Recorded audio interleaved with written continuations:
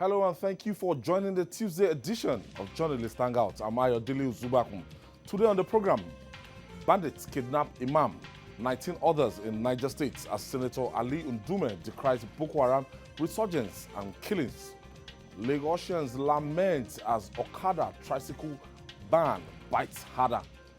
And later on the show, Adeyeye, Petitions President of the Court of Appeal, insists on review of judgment that upturned his election as a senator. I'll be hanging out with Babajide, Kolade-Otitoju, and Waheed Bakare. So if you're ready, let the hangout start now.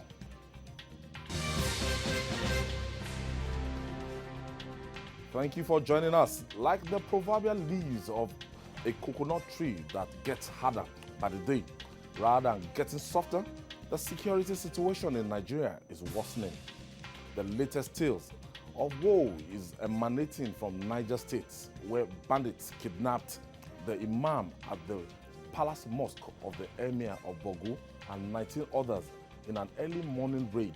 The bandits called the Emir, Mohammed Ali Ndume, to demand 20 million naira ransom for the release of the Imam. This is amidst the resurgence of insurgency in the northeast that continues to assault our collective sensibilities. The lawmaker representing Borno South Senatorial District, Senator Ali Ndume, decried the rising killings by Boko Haram and urged government to act decisively. Babajide, let's continue from where we stopped yesterday. And Niger State is now the spotlight. And the level of, yesterday we discussed exhaustively about Kaduna State, but Niger State, as big, seems to be the largest state in the country, and as big as that state is, it's becoming so difficult to police. Yeah, it's become a kind of nest for bandits. The conditions that have made banditry to thrive in the northern states are present in Niger. Forests, extensive forests, and poor network of roads, which ensure that even when you raise an alarm, it takes eternity for security operatives to get to the scene. So you have the Bogu Games Reserve, extensive as it is. It has become the home of bandits. Just like, Sambisa was supposed to be a game reserve. The military? Game reserve. But Boko Haram has turned it to his home. The fortress. Because the Shekau faction of Boko Haram, that's where they reside. They're still there. Anyone who tells you that, Boko Haram, they've been chased outside of Nigeria, that person is a shameless liar. They are resident inside Sambisa Forest till tomorrow. Sambisa Forest, because it's extensive, Sambisa Forest is 6.5% of the Nigerian landmass. So it's difficult to police. How many soldiers are you going to put inside Sambisa? This is a forest that stretches through seven states, right up to Kano State, the Kazaure area. Sambisa stretches up to that place, passing through Yobe, passing through Adamawa, passing through Gombe. So how do you effectively police Sambisa? How many soldiers will you put there? Even if we shell them in an area, they can relocate to another area. And there are tunnels, because it used to be a training ground for the strike force of General Abacha in those days. So this is already created a network of tunnels, which are now useful to the terrorists. So this is the situation. When you go to Katsina State, you have the Rugu Forest stretching right up to the border with Niger Republic. Rugu Forest. Yes. You know, I visited Rugu Forest when I went to do the interview with the bandits. So then you have even Falgore in Kano. The luck that we have in Kano is that when this current government took over, it quickly negotiated amnesty for bandits. So they gave up the idea of cattle rustling and all. Otherwise, the Falgore forest, stretching from Tudunwada in Kano State, along the road that leads to Jos, used to be the home of bandits. So these forests are there, extensive as they are, and some of in fact, there is a very notorious bandit who used to operate in Zamfara, who killed the leader of the bandits, the one that they called Buhari Ndaji. Okay. You remember the picture of the governor of Katsina State standing beside a bandit who was carrying an AK-47. That was Buhari Ndaji. Well, he's dead now. The bandit who killed him because he robbed his in-laws, he's now operating in the Niger area. And he's a very young man, young, handsome Fulani boy. He should be in his 20s. Very handsome, tall, light-skinned Fulani boy. He's operating in the Niger area now. And you can see the daredevilry. How can you, there's no respect anymore. You kidnap an imam of the emir's mosque. You had the audacity to call the emir to come and pay ransom. You see, it's like everything is collapsing. No respect anymore. A first-class emir like Dantoro. So this is the thing. They storm the area, sometimes up to 150 of them. They will overpower you. Whatever security. 150? Yes. Look at where that doctor's wife was picked in Kaduna. They had security. They had vigilante. They were overpowered.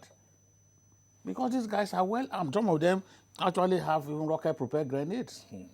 So this is what happened. And then and consistently they've been raiding Niger. We have not done anything. Nothing has been done. The president said, bomb them wherever they are. But they are the ones killing our people. There are no reports of bandits being exterminated. They are the ones killing our people, and it's reaching alarming proportion now. Waheed, what do you think is the best way out of this situation? Because it's becoming like a countrywide thing, and insecurity around Nigeria, there's no how you can call for foreign investors if your country is not safe. Like Jide rightly said, now a situation where they have been so emboldened to the extent that they can go into any community at any time, because they know that there will be no resistance from anybody. Like when they went to this community where they kidnapped the man, they said there were about 50 of them, and they were all armed, armed to the teeth. Not just with ordinary arm. The kind of arm they carried.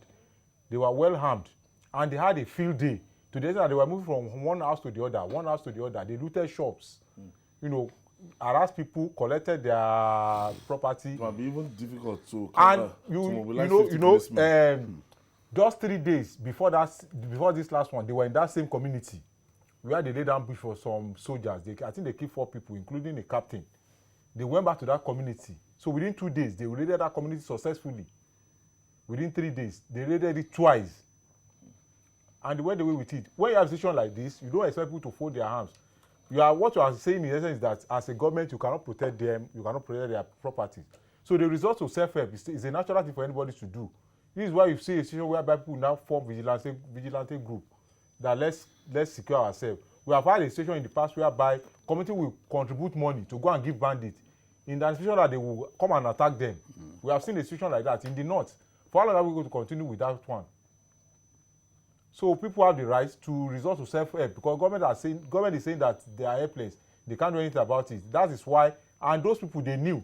That's why they raided that community twice within 3 days. Twice. They had a field day when we got to one of the community. They got resistance in one of the community. When they got to the other one, they had a field day.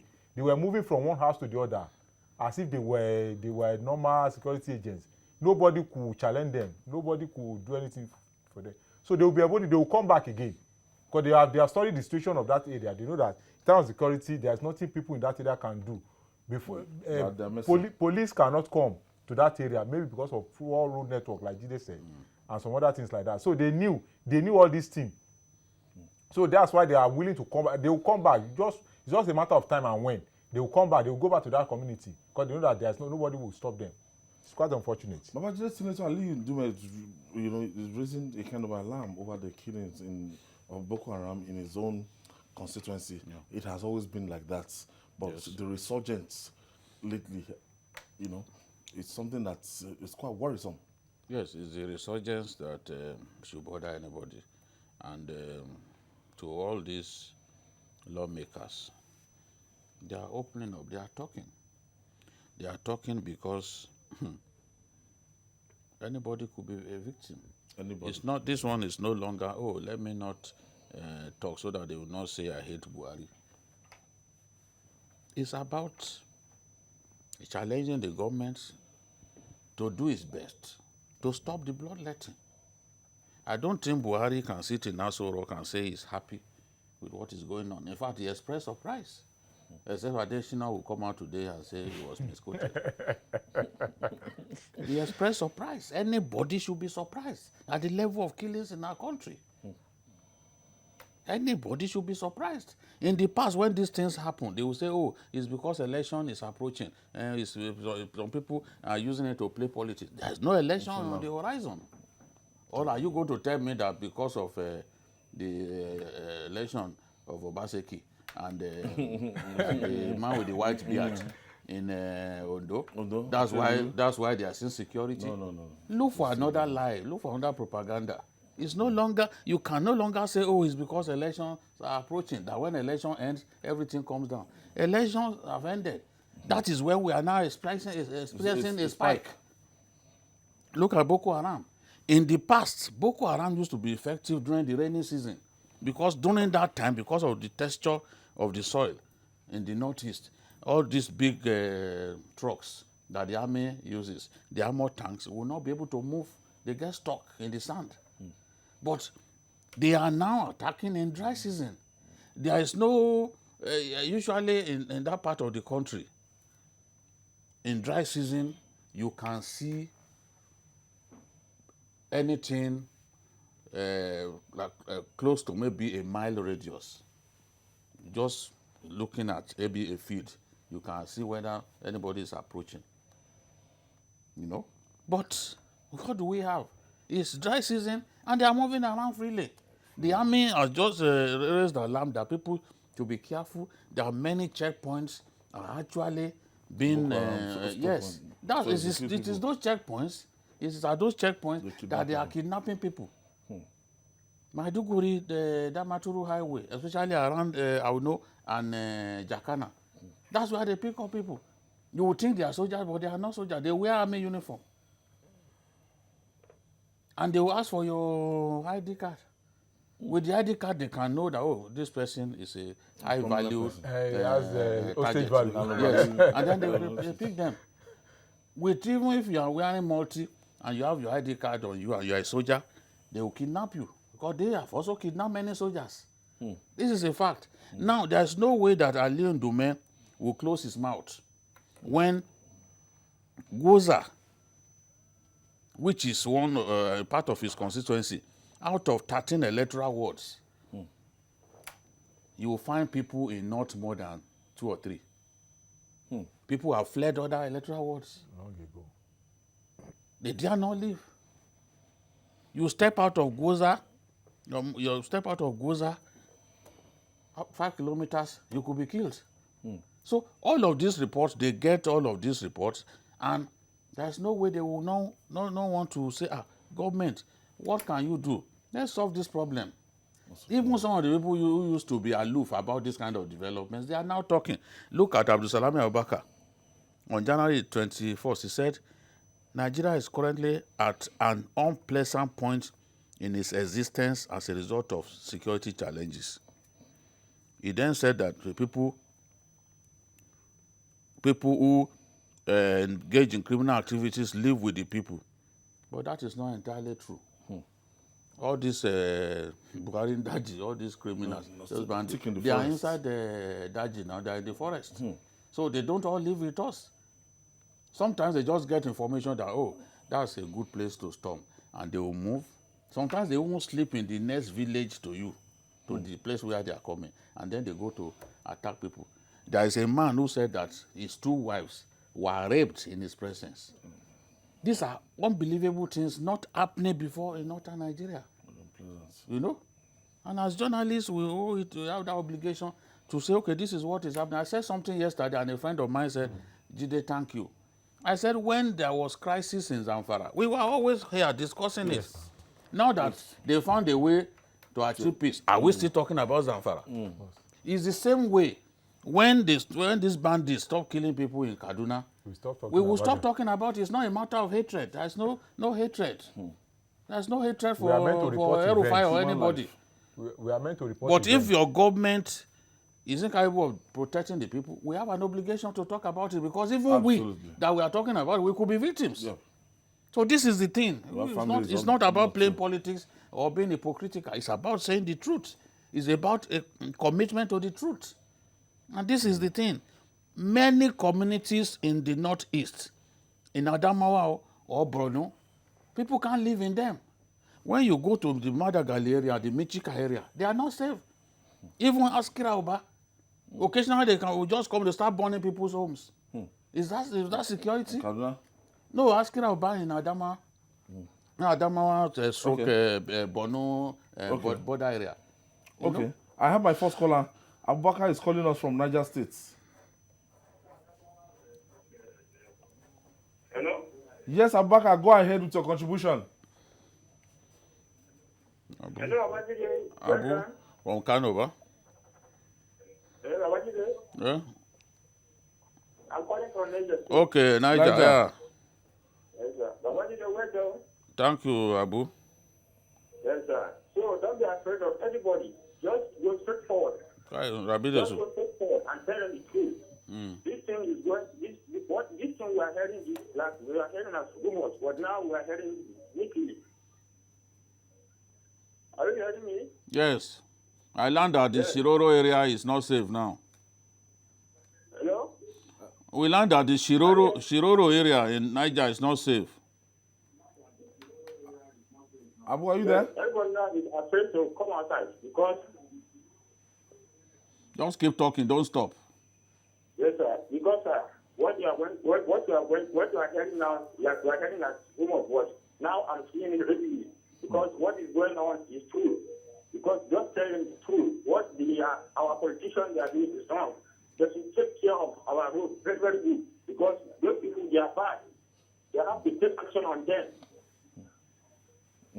All right, thank you, Abu. Thank you for your contribution. So, Waheed, looking at now the police, I don't know, what role should the police be playing apart from the military that we have that, they are kind of overstretched? This is an internal thing. I think what is important is for states to form a security network. If you listen to what the governor of Niger State said, he said they strongly suspect that those bandits crossing from Kaduna River to that place. If that is the case, then they should have a security network among the governors, so that we have a replica of what we have in the Southwest. Let them do that kind of networking, because once there is heat on them on a particular state, they will move to the next state. The next state. If that one is safe for them to operate, that's where they will go.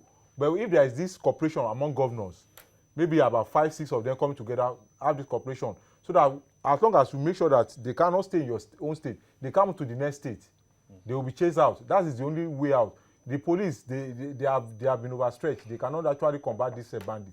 We are talking of people, about 50 people or 100, moving into one location, well armed. How many police are you going to send to that area to contain them? Those areas, there are even very little police presence. The video you sent to me earlier today, I just looked at it that we need air power badly. As in, if they are able to mobilize their ground troop like that, as in there are thousands. That if air power will finish them faster. Okay, let me pick this call. Remy is calling us from Manchester. Good evening. Good evening, Remy. You guys are doing a fantastic job. Thank you. Kudos to you. Yeah. What aspect, the aspect I want to touch is the one with regards to kidnappers. Armed robbers are now, they now point themselves as kidnappers. Yep. I think the government used to put a law. They need to promulgate a law to checkmate them. That is, whoever that is caught for kidnapping should be charged for robbery.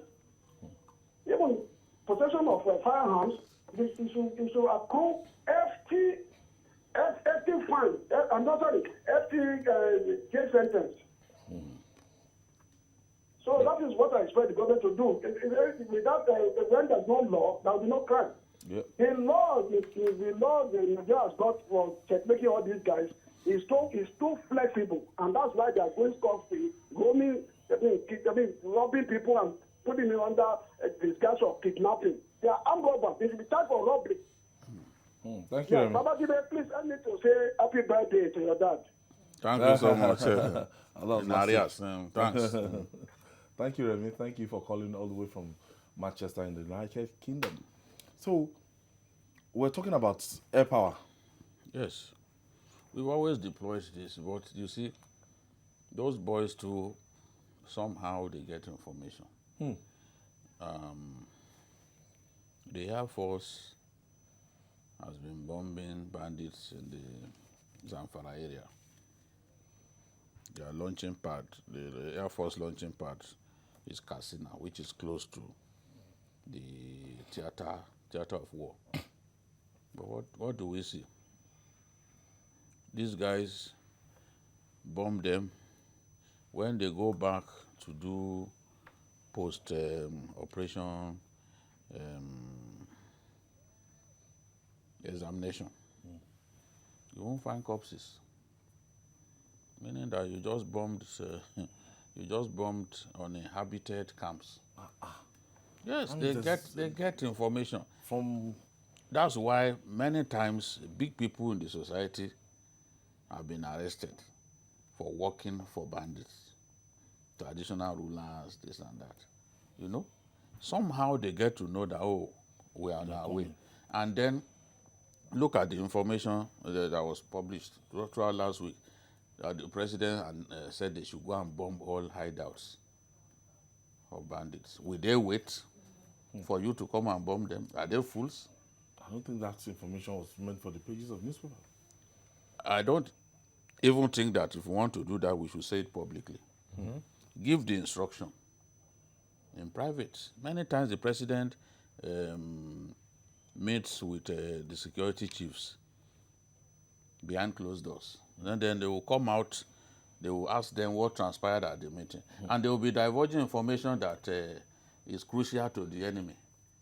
So if you come out of the place and you are conducting interview and you don't know what to refuse to say publicly, and you are telling journalists that, oh, the president told us to go and bomb the known hideouts of Boko Haram or known hideouts of bandits. So the bandits will wait and for you to come and bomb them. They watch watch TV. That was Erufai was saying that they listen to radio. They listen to radio now. They watch TV. So they are current. They are current.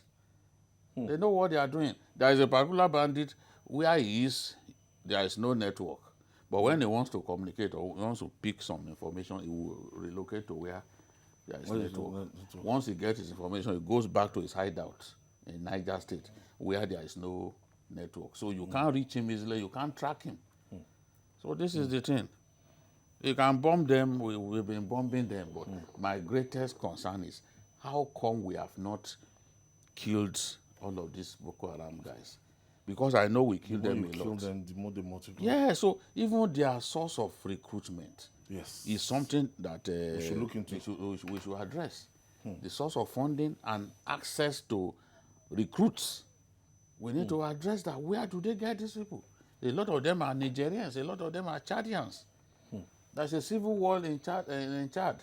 They can get contract fighters from Chad.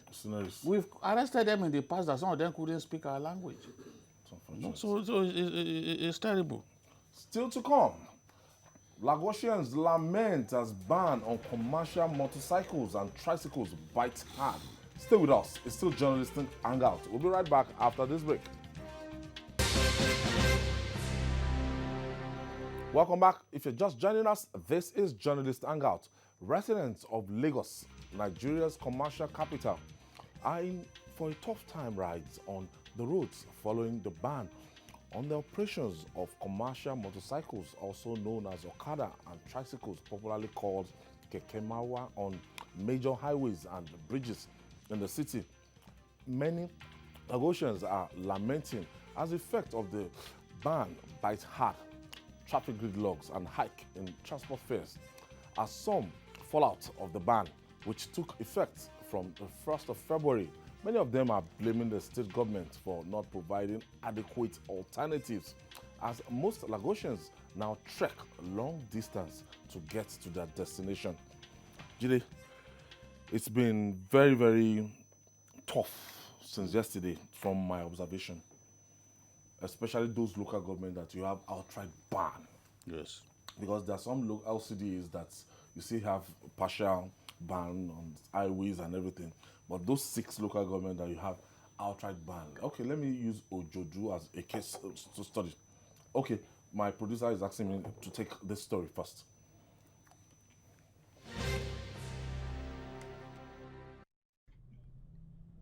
It is a Monday morning, the first day of the week, when Lagosians usually troop out early in their numbers to make their way to their offices and other point of business in West Africa's economic nerve center.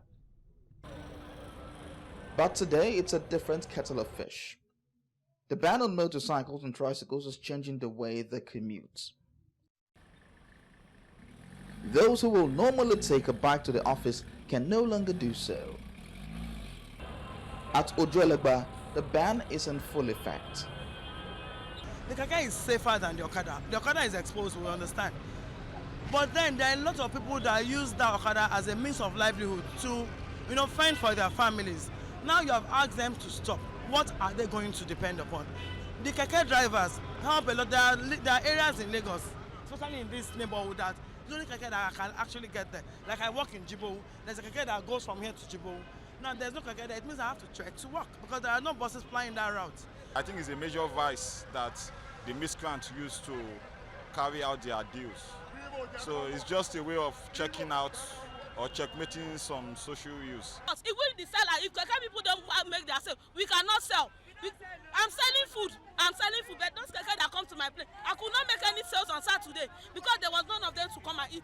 If they are not working, they want us to die. Armed robber will come and shoot us daytime. It's not affecting them. Lawanton is no different, as commuters are here facing uncertainty, waiting for a means to move around. These tricycle operators are not happy with the ban. Unsure of the future, they shared their frustration. Very unbearable. At least we expected the government to have made a provision for people before this incident. People are stranded, students cannot go to school, worker cannot get to office, and everywhere is just very muddled up. In Yaba, the situation is no different. No commercial motorcycles, no tricycles either, just buses. But soon the heat of the hustle found a place it boiled over, Apapa. Here, a gunfight was said to have erupted, leading to the death of 1 person and injuries to 5 others before we arrived. It followed a protest by the banned motorcycle and tricycle operators, which security operatives resisted. But for now, security operatives swarm the area, a measure deployed to keep the peace. It's only Marua and Okada that people can enter to go far. How can 30 people stand because of all this only one motor? That cannot possible. See it now. This is what we did for one policeman that parked in car here. They have called on the government to make an alternative arrangement so as to cushion the effect of the suffering.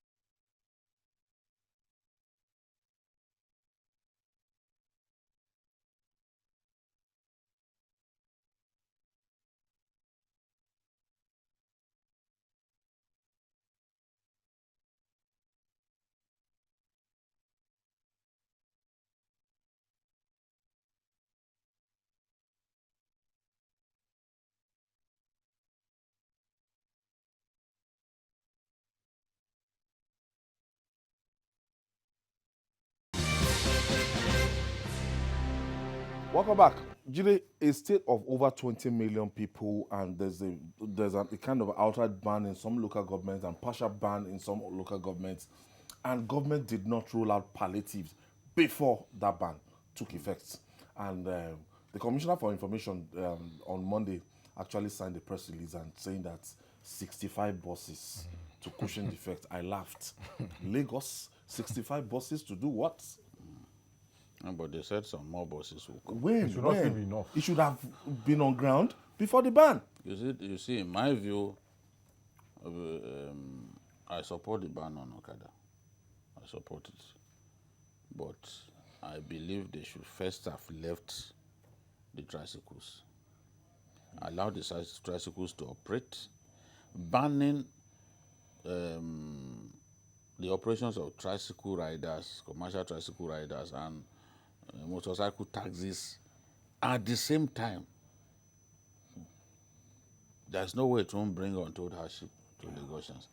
When I was talking about Kano, that Kano successfully banned Okada, despite the fact that the Kano used to have more Okadas than any state in Nigeria, they left the tricycle riders. They left them. They still operate till now. They still operate in the whole of Sabongeri area. They are the ones who take you around, and it's cheap. 15 naira, they will take you to the destination. They left the tricycle riders. When Akpabio wanted to ban Okada in Akwa Ibom, he bought taxis. He bought cars, painted them in the colors, taxi colors. And the same people whose Okadas were taking off them, will go and drive.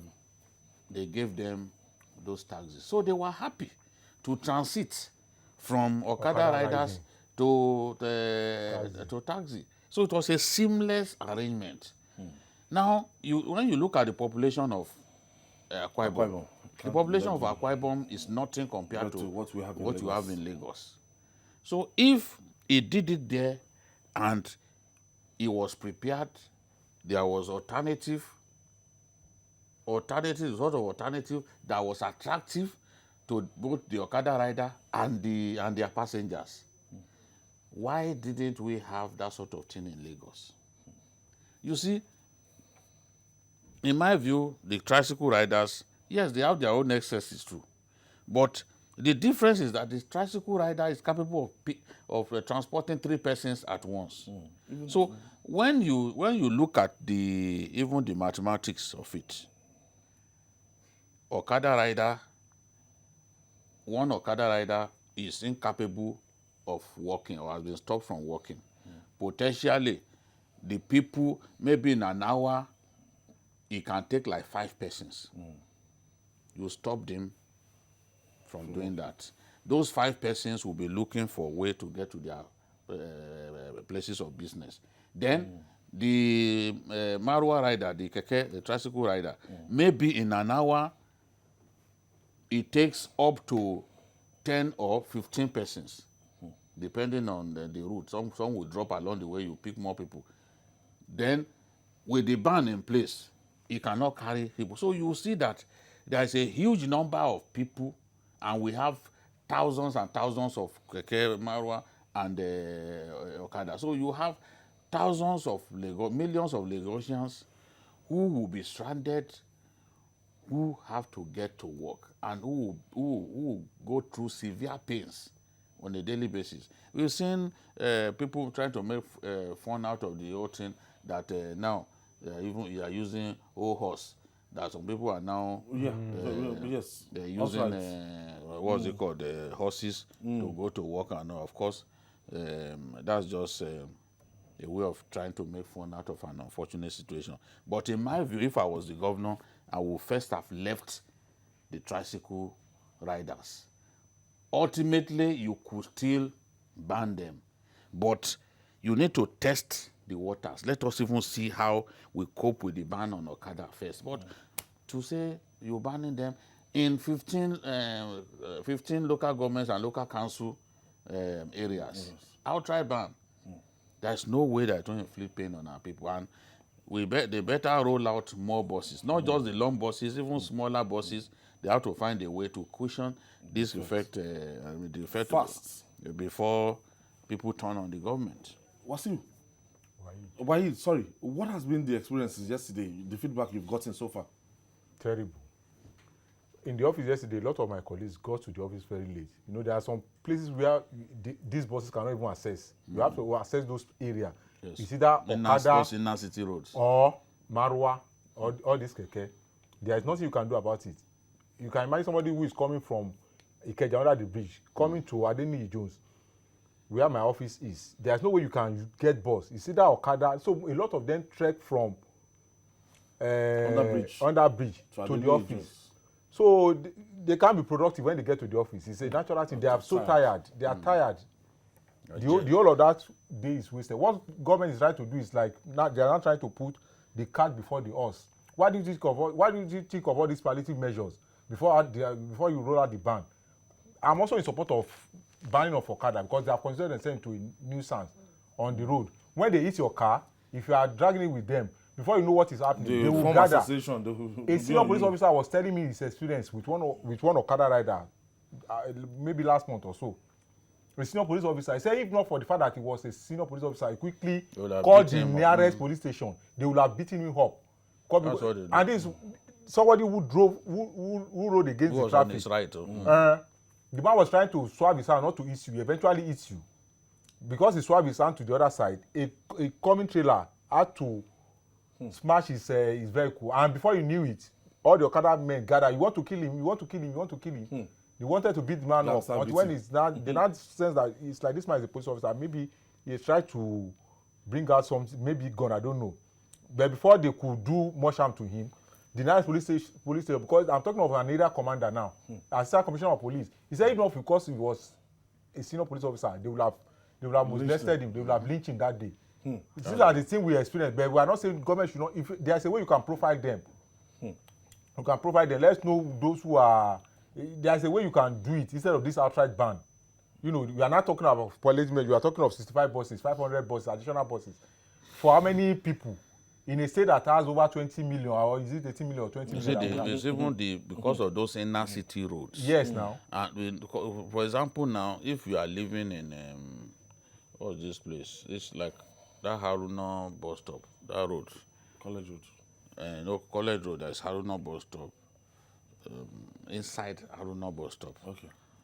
All those places. Obawole. Okay.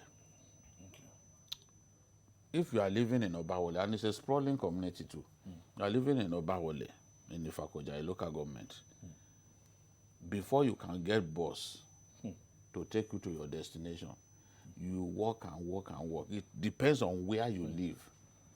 It depends on where you live. So inner city roads is the problem.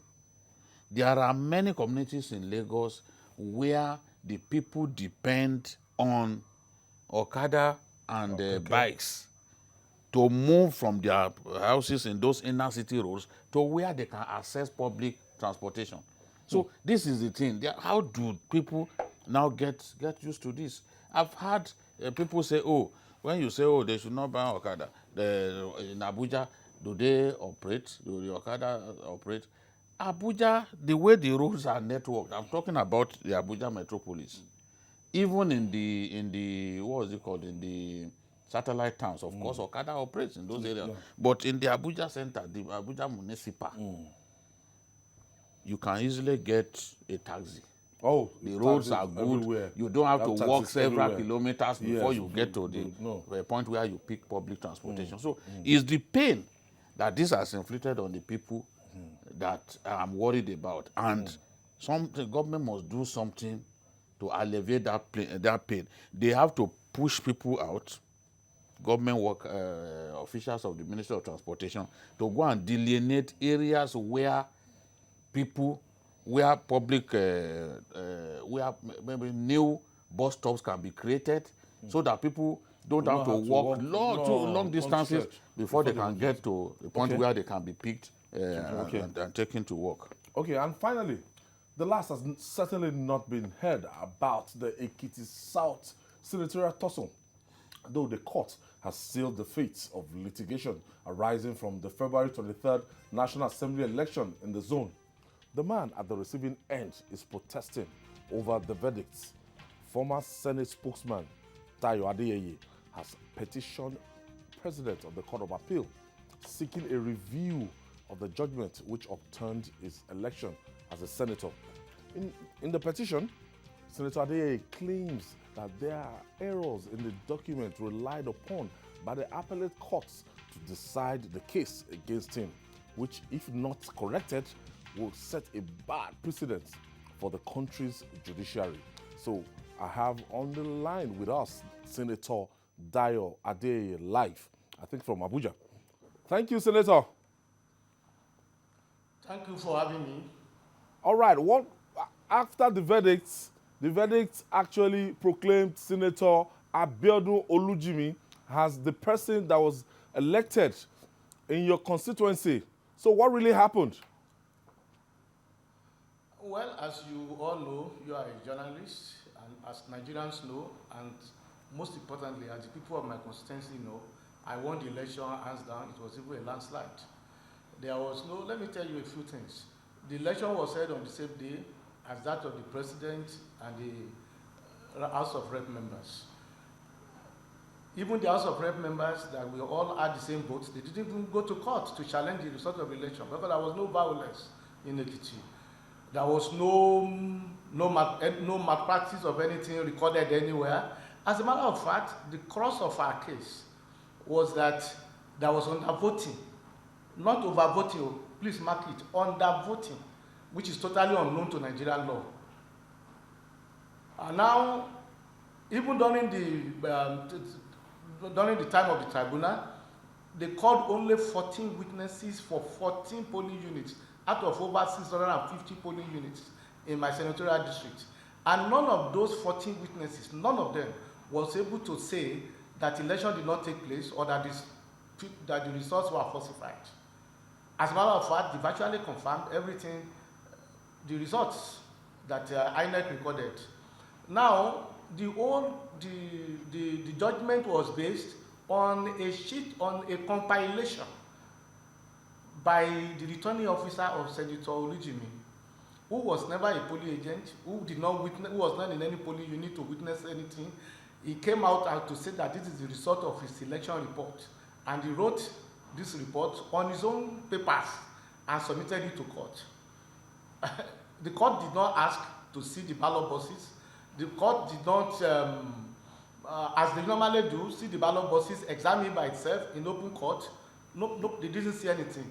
They went ahead and accepted, the research he compiled and gave it more probability value than that of INEC. If my election is wrong, then the election of every person here that day in my senatorial district will necessarily be wrong. That of the president and that of rep members. Because virtually it was the same process. People were voting at the same time. The truth of the matter is that this is a time bomb for Nigeria electoral system. And it is horrible for the Nigerian judiciary as well. Because how do you justify that you will give probability value to a result compiled by somebody who never witnessed it, who is an agent of one of the interested parties, and you place more probability value over it than that of the INEC that is saddled with the constitutional responsibility of conducting elections? All these points we push to the Court of Appeal, who unfortunately upheld again the judgment of the tribunal. And look at it, the most absurd of all this is that even the report they relied on, which is pure hearsay, is full of mathematical errors. Wow. I give you a lot of instances. We identify 55 mathematical errors. Mm-hmm. For example, over 55 mathematical errors was identified. For example, in one unit, according to the report of this returning officer of my opponent, when you add 20 plus 0, it will give you 50. When you add 40 plus 0, it will give you 67. Now, when you add 37 plus 1, it gives you 71. I mean, this is the result that the Court of Appeal upheld. Assuming that paper is even genuine, coming from a proper custody, can you, on the face of it, with such mathematical errors, rely on such a thing? And that is what they compiled and then declare a result. So that's why I say it's a time bomb for Nigeria, because are we now saying that the court has established that when you add 37 plus 1, it is now 71 and not 38? Senator, unfortunately, the Court of Appeal seems to be the last bus stop for any senatorial contest. It's not done. And you I know it is a responsibility to petition the Court of Appeal, because I think it's capable of really destroying the Nigerian judiciary. Because you cannot even cite this case as a precedent in future. And I want the judges to be man enough, to be honest enough, like the case of Aulo about Chagari, to say that we cannot cite this one as precedent. If there are some extenuating circumstances that made them to make this kind of absurd decision, they should be able to come out and say it in the interest of Nigerian judiciary and in the interest of Nigerian democracy. Because this is horrible. It cannot stand any scrutiny at all. And as a lawyer and as a journalist, it is my responsibility to make sure that this democracy, which we all fought for, works and that it survives. And I believe that this kind of judgment is capable of derailing this democracy. It is horrible, it is bad, it should not be allowed to stand, and the court should have the courage to be able to reverse it, because it is terrible. And even going further, when you find that an election is fraught with irregularities, of course my election was never fraught with irregularities, the remedy that is available is already in section 140, subsection 2 of the Electoral Act. They went against that, which is that you don't declare any winner, you say go and do another election. But they went so far as to declare a winner, because they know that if they are to repeat this election 100 times, I will always win.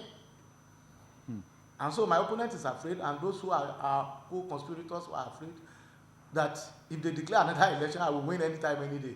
And I'm saying it now, if they declare another election now, I will win with a larger majority.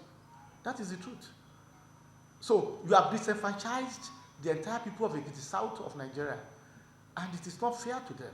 You disenfranchise them, they know who they voted for. Go there, go and do any research, they know who won the election. And I am fighting not for myself, I'm fighting for them. That will not be their lot. So what can we do now as a lawyer looking at our laws? How do you think this kind of thing can be averted in future? What kind of rejigging would you want to see? Talking about our law now, and especially as it concerns the electoral tribunals.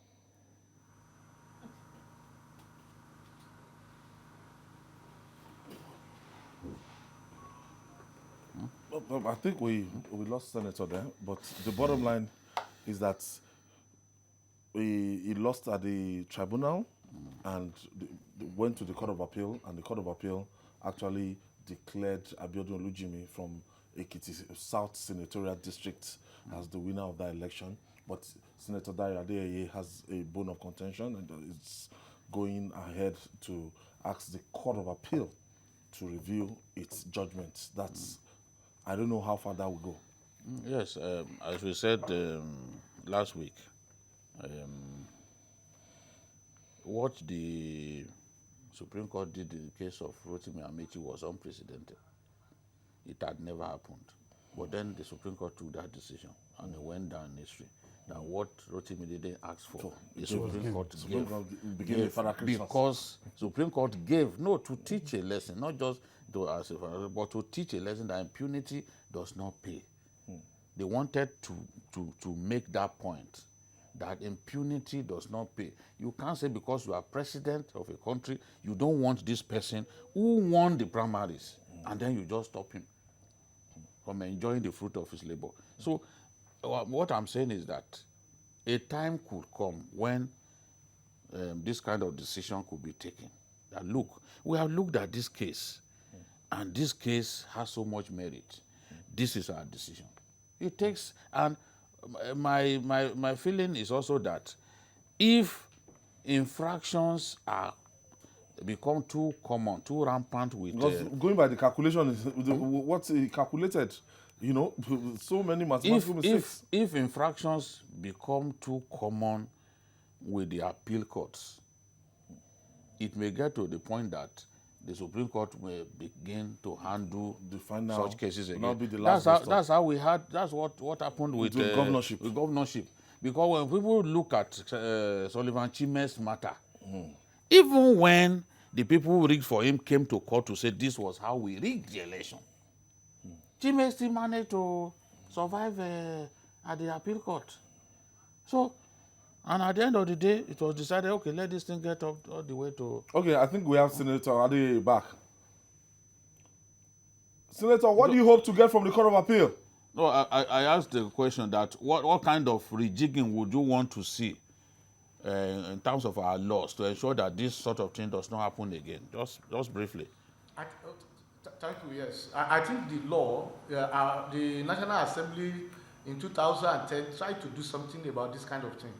They said that under Section 142, that when you find an election to be terribly fraught with malpractices, the remedy should be to go and do another election and not to declare anyone out of an election you say is marred with irregularities. How can you have a winner out of that? Now, in my own case, the election was clean, quite all right, but assuming the irregularities that they have alleged happened, and I have told you the mathematical impossibilities that are contained in that judgment, like adding 37 plus 1 and saying 71 instead of being 38. They should have asked at least for another election to be ordered. But they know that if we hold this election 100 times, I will always win it, and with a landslide. It's how people know who they voted for. So I am expecting that now, Senator, our time is fast spent. Part of the Constitution. Our time is fast spent. Thank you, Senator. Our time is fast spent. Thank you for your time. I want to thank you, Waheed Bakare. I want to thank you, and Babajide Kolade-Otitoju. And that's our offering today. Join us tomorrow for another episode of the program. And watch journalists hang out on our platforms showing on the screen. We're also on YouTube, youtube.com/TVC News Nigeria. Our feedback channel is Journalist Hangout at tvcnews.tv. I'm Ayodele Zubaku. See you tomorrow. God bless Nigeria, and bye for now.